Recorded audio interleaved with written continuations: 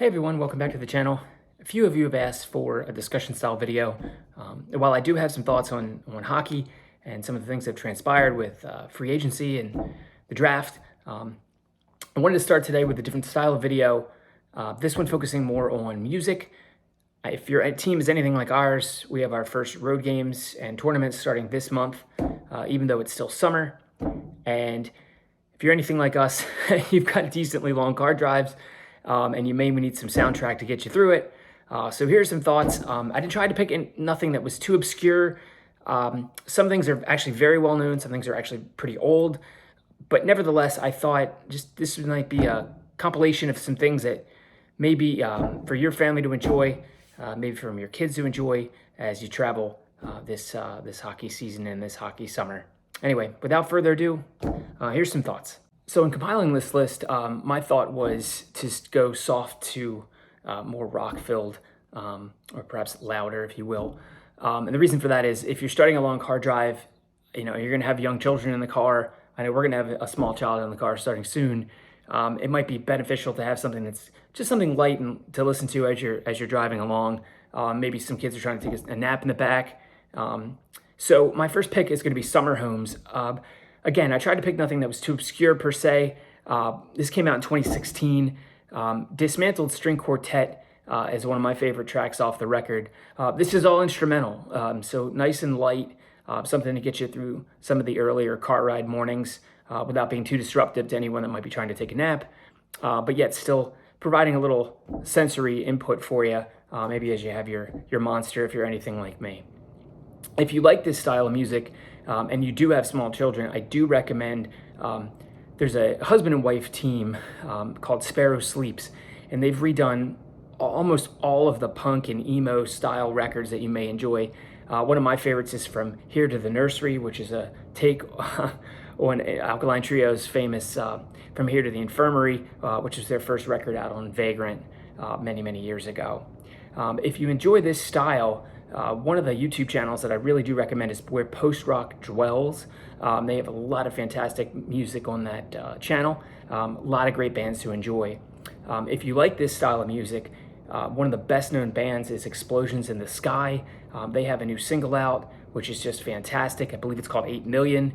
It's the first track off their new record. Again, just a phenomenal song to get you through it. That one builds a little bit more dramatic in terms of its musical structure, but still a fantastic record.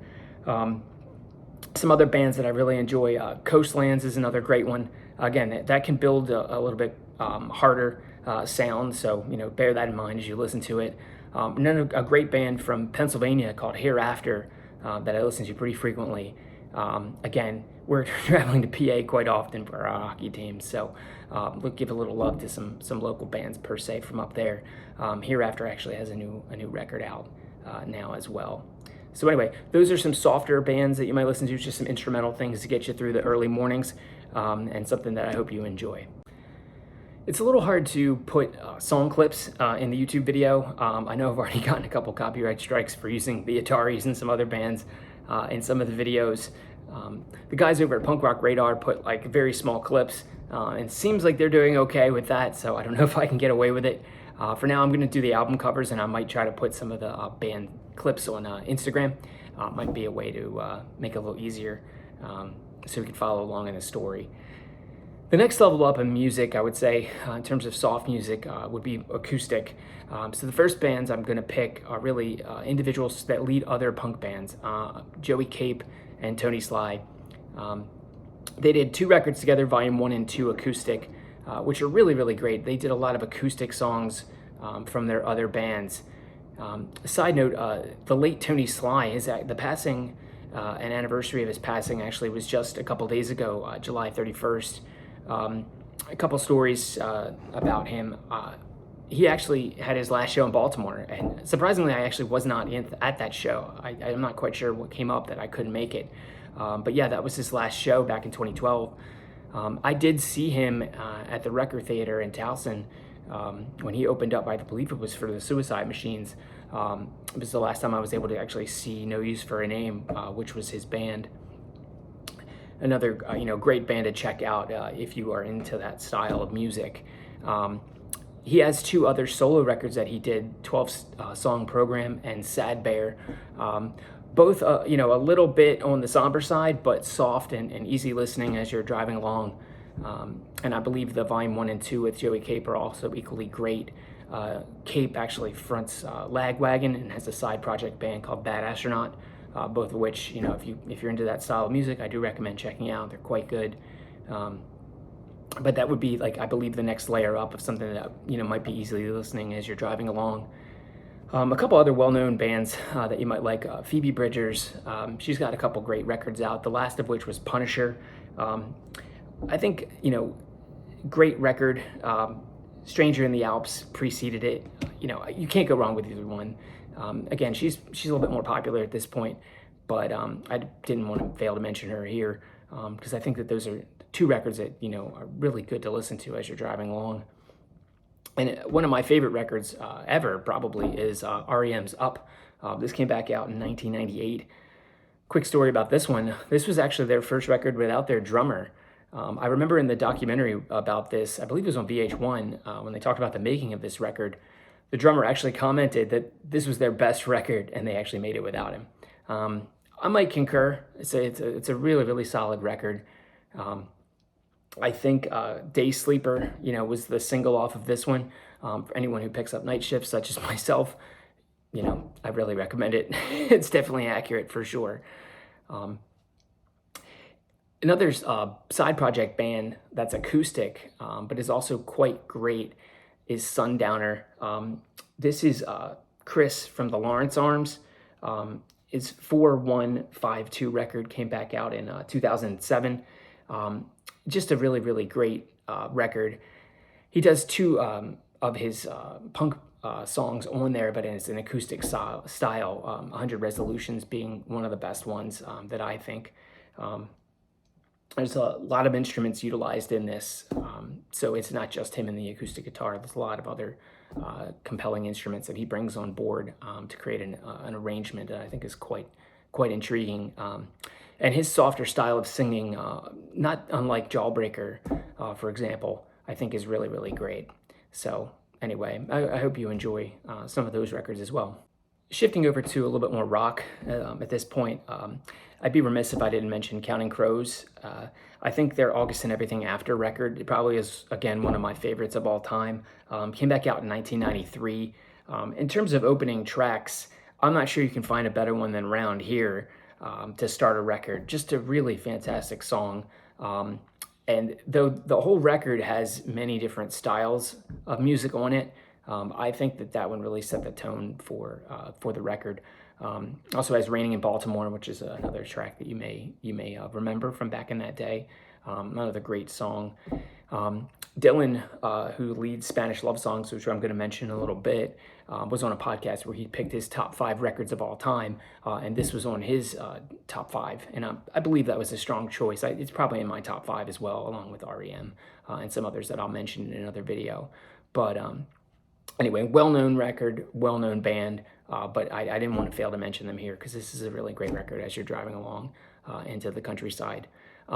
Speaking of Dylan from Spanish Love Songs, they have a new record coming out called No Joy. It actually comes out this Friday. But they had 2 other records that are just fantastic. Schmaltz, which came out in 2018, that was on AF Records, which is owned by the Anti-Flag guys.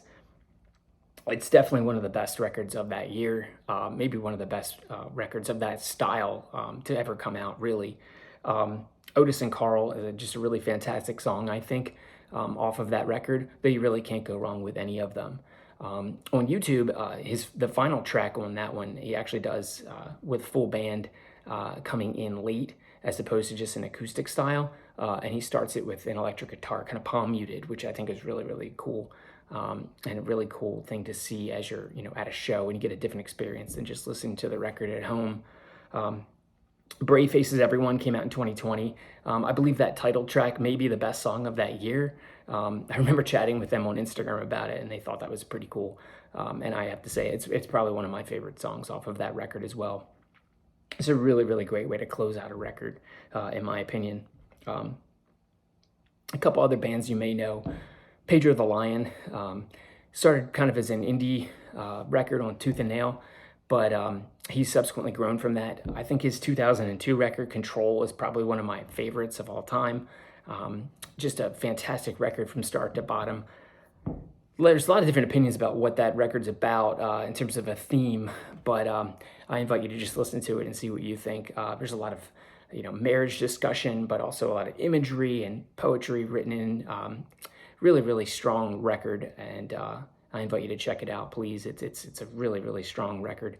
He also has a cover of Let Down from Radiohead, not on that record, but adjacent to it, which is, again, really, really strong. It's a live version, at least the one that I have enjoyed in the past. In terms of rock music, I think even though the guys from Punk Rock Radar did not have the greatest story ever told in their S tier for their superior or fantastic records, I think the Lawrence Arms Greatest Story Ever Told is probably one of my favorites. The duality in the singers, the strength of the record all the way through, the types of songs that are on it, just an absolutely fantastic record.